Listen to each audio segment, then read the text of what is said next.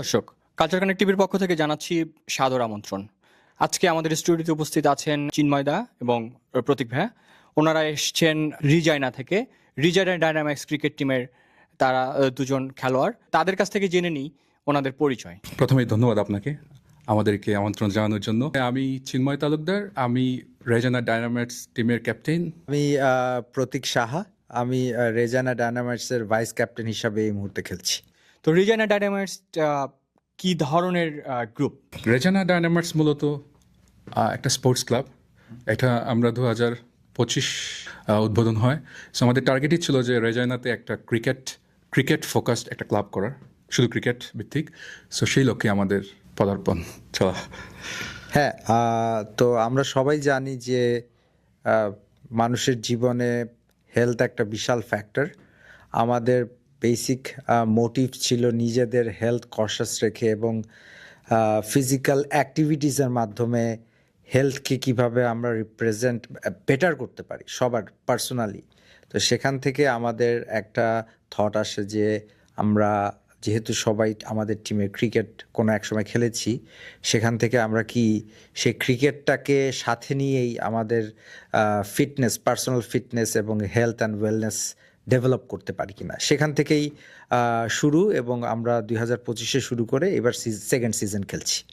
প্রিয় দর্শক, আমরা আসলে ওনাদের কাছেই জানতে চাচ্ছি যে আজকে আসলে কি ধরনের টুর্নামেন্ট বা ম্যাচে আপনারা অংশ নিয়েছেন। আসলে আজকে আমাদের এটা অনেকটা প্রীতি ম্যাচ ছিল। আমরা আমাদের যে সাসকাটনে আমাদের যে ভাই ব্রাদার যারা আছেন তাদের একটা ক্লাব আছে, সেটা হচ্ছে Saskatoon Prairie Blasters, Prairie Tigers. So ওনারা আমাদেরকে প্রায় 1 মাস আগেই আমন্ত্রণ জানিয়েছিল যে একটা প্রীতি ম্যাচ খেলার। সো আমরা দেখলাম যে এটা খুবই ভালো একটা উদ্যোগ, যেহেতু আমরা জাস্ট 2 বছর হলো খেলতে শুরু করেছি আর ওদের ক্লাবটা বেশ এস্টাবলিশড অনেক বছর ধরে। তো আমরা ভাবলাম যে সাসকাটন আসা হলো, ওদের সাথে দেখা হলো এবং সেই সাথে একটা কম্পিটিটিভ টিমের সাথে আমাদের নিজেদেরকে ঝালাই করে নেওয়ার একটা সুযোগ। সো এই জন্যই আমাদের মূলত আসা। আর ম্যাচের ডিটেলস যদি বলতে চান সেটা আমাদের ভাইস ক্যাপ্টেন হয়তো শেয়ার করবে। হ্যাঁ, আসলে 2026 ক্রিকেট সিজনটা সামারে শুরু হবে, তো সেটারই একটা প্রস্তুতি ম্যাচ হিসাবে সাসকাটুন টাইগার্সের সাথে আমরা ম্যাচটা খেলি এবং একটা ওয়ার্ম আপ ম্যাচ, সবার নিজস্ব ফিটনেস, নিজস্ব স্কিলটা যাচাই করে নেওয়ার একটা সুযোগ। আমরা আজকের ম্যাচের ফলাফল সম্পর্কে জানতে চাবো না, যেহেতু এটা প্রীতি ম্যাচ ছিল। কিন্তু আপনাদের এই যে এই ধরনের উদ্যোগ, নিজেদের স্বাস্থ্য সচেতনতার দিকে খেয়াল রেখে আপনারা যে একটা ক্রিকেট টিম গড়ে তুলেছেন, তো আমার খুব জানতে ইচ্ছে করছে আপনারা কি দেশেও ক্রিকেট খেলতেন কিনা, কেউ কি পেশাদার ক্রিকেটের সঙ্গে জড়িত ছিলেন কিনা। আর আরেকটা সম্পূরক প্রশ্ন হচ্ছে যে সাসকেচুয়ান ক্রিকেটের সঙ্গে আপনাদের সম্পর্কটা আসলে তৈরি হয়েছে কিনা, আর বা তৈরি হয়ে থাকলেও আসলে সেটা কোন পর্যায়ে আছে। আমাদের টিমে 4 থেকে 5 জন প্লেয়ার রয়েছে যারা আগে থেকেই ক্রিকেট প্রফেশনাল লিগে খেলে এসেছে। আমি যদি পার্সোনালি আমার কথা বলি, আমি হচ্ছে ইউনিভার্সিটিতে খেলে এসেছি বাংলাদেশে। হ্যাঁ, আমি ছোটবেলা থেকেই সিসিএস নামে একটি ক্রিকেট ক্লাবে খেলি। তারপর আন্ডার 15 ঢাকা ডিভিশন থেকে আমি ট্রায়ালের জন্য আমাদের কল করে, ওখান থেকে আন্ডার 15 ন্যাশনালের জন্য ট্রায়াল দিই। সো আফটার দ্যাট অনেক বছর ক্রিকেট খেলা হয়নি। এখানে এসে কিছু বন্ধুবান্ধব এবং একটা টিম গড়ার সুযোগ এবং একটা টিমের অংশ হওয়ার সুযোগ পাওয়ার ফলে জিনিসটাকে আবার নতুনভাবে লিভ করার একটা ইচ্ছা জাগে। সেখান থেকেই অ্যাকচুয়ালি আমার মোটিভেশনটা আসে ক্রিকেট খেলার প্রতি। তো এখানে অ্যাকচুয়ালি আমরা ইনফ্রাস্ট্রাকচারটা যদি আমি একটু বলি, এখানে পার্সোনালি একটা লিগ হয়, যে লিগটা actually not organized by any team.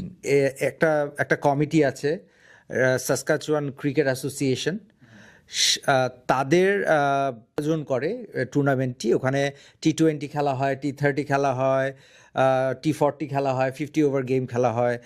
Divisions আছে ABCD, এবং যেরকম ঢাকা বাংলাদেশে আমরা দেখেছি যে 3rd division, 2nd division, 1st division, then premier league, তারপর ন্যাশনাল টিমের মতো এখানেও এই ডিভিশনগুলির মাধ্যমে বেস্ট প্লেয়ারগুলিকে অ্যাকচুয়ালি বাছাই করা হয় যারা খুব ভালো পারফর্ম করে, এবং সেখান থেকে অ্যাকচুয়ালি আমাদের কানাডারও একটা ন্যাশনাল টিম আছে যেটা ওয়ার্ল্ড কাপও খেলে। তো ওখানে দিস ইজ দ্য ইনফ্রাস্ট্রাকচার।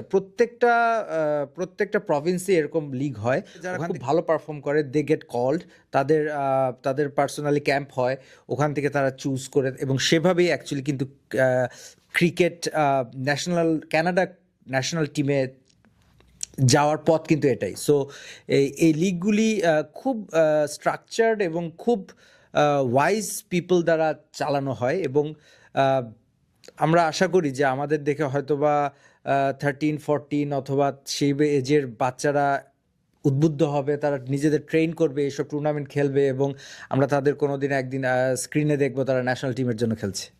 এটা কিন্তু একটা গেটওয়ে। তো সেক্ষেত্রে আমি বিশেষ করে রিজাইনার দর্শকরা যারা আমাদেরকে দেখছেন এবং শুনছেন তাদেরকে বলবো যে আপনারা আপনাদের ইয়াং যে মানে কিডস যারা আছে আপনাদের বাসায় বা বিভিন্ন পরিবারে যারা ক্রিকেট সম্পর্কে আগ্রহী এবং ক্রিকেট খেলতে যারা চায় বা ক্রিকেটার হতে চায়, তারা কিন্তু আমাদের এই ভাইয়াদের সঙ্গে যোগাযোগ করতে পারেন। এবং আমি আসলে আপনার কাছে জানতে চাচ্ছি দাদা, যে যদি কেউ এভাবে আপনাদের সঙ্গে বা ক্রিকেট খেলতে চায় তাহলে আসলে কি করণীয় বলে মনে করেন? আমার মনে হয় যে রেজানাতে শুধু আমরা যে প্রফেশনাল লিগে খেলছি, এছাড়াও অনেক বয়সভিত্তিক টিম রয়েছে, আন্ডার 17, আন্ডার 19। সো আমাদের কমিউনিটিতে যারা আছে, যেসব বাচ্চারা এখন ক্রিকেট খেলতে চাচ্ছে, যারা আন্ডার 17, 16, তারা যদি আমাদের সাথে যোগাযোগ করে, আমরা তাদেরকে সঠিক গাইডলাইন দিতে পারি যে কোথায় কন্ট্যাক্ট করতে হবে, কিভাবে এই যে ক্লাবগুলো রয়েছে আন্ডার 16, 17-এর, এভাবে কীভাবে নিবন্ধন করতে হবে, এই প্রসেসগুলো আমরা তাদেরকে দিয়ে হেল্প করতে পারি। And at a certain time later they can also join in our team. We need more young players, so this is also a gateway to bring new players in our team. তো সেক্ষেত্রে হ্যাঁ, আপনাদের infrastructure যে বিষয়টা আমরা যেটাকে বলি যে খেলোয়াড় তৈরি করা থেকে শুরু করে, কোচিং করা থেকে শুরু করে, ম্যাচ খেলা থেকে শুরু করে, এই জায়গাগুলোতে আপনারা কত দূর এগিয়েছেন গত 2 বছরে? আসলে সত্যি কথা বলতে আমাদের সাথে খুব এক্সপেরিয়েন্স প্লেয়ার খেলে, যারা এত নলেজেবল, তারা কোচ হিসাবে তারা ইচ্ছুক নতুন স্টুডেন্টস নেওয়ার বা নতুন ক্রিকেট প্লেয়ার তৈরি করার ক্ষেত্রে হেল্প করার জন্য প্রস্তুত, অথবা তারা অ্যাকচুয়ালি খুব ভালোভাবে ট্রেন করতে পারবে। সো এটা অ্যাকচুয়ালি এরকম ট্যালেন্ট যদি পাওয়া যায়, আমরা অবশ্যই চেষ্টা করি যে আমাদের সাথে রাখার। কানাডার সিজন অথবা ওয়েদার ইজ ভেরি ডিফারেন্ট, কারণ এখানে তো 6 মাস 7 মাস খেলা যায় না আউটসাইড গেম। তো এখন অনেক ইনডোর ফ্যাসিলিটি হয়েছে, সেসব জায়গায় রেন্ট করে কোচ করার মতো আমরা জায়গা পেয়েছি, আমরা নিজেদের যেভাবে ট্রেন করি। সো এইসব ফ্যাসিলিটির মাধ্যমে কারো যদি আগ্রহী হয় যে তাদের বাচ্চাকে ক্রিকেটে পাঠাবে,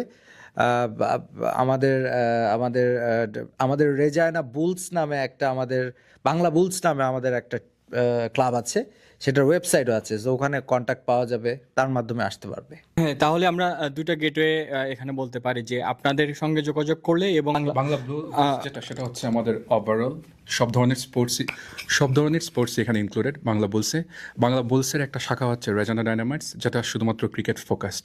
সো আপনি যেটা বললেন যে এই গেটওয়ে, এই দুইটার মাধ্যমেই কন্ট্যাক্ট করতে পারে।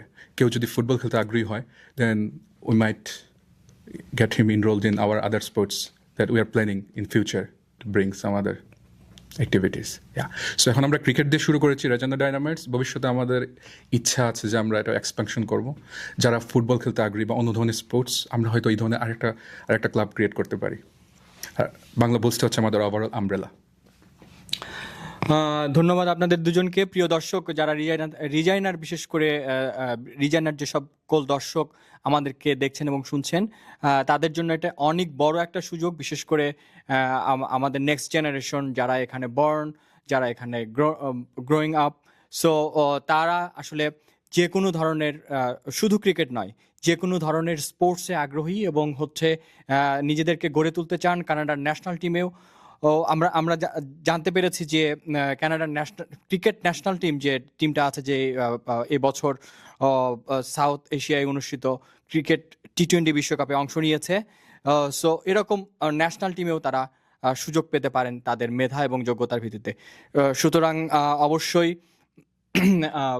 রিজাইনা ডায়নামাইটসের জন্য শুভকামনা থাকবে এবং উদার আহ্বান থাকবে রিজাইনাবাসীর কাছে যে আপনাদের বাচ্চারা যারা খেলাধুলায় আগ্রহী তারা কিন্তু এই সুযোগটা মিস করবেন না। সবাই ভালো থাকবেন, আবারও দেখা হবে, নতুন অতিথিকে সঙ্গে নিয়ে আমরা আপনাদের সামনে হাজির হব। ধন্যবাদ সবাইকে।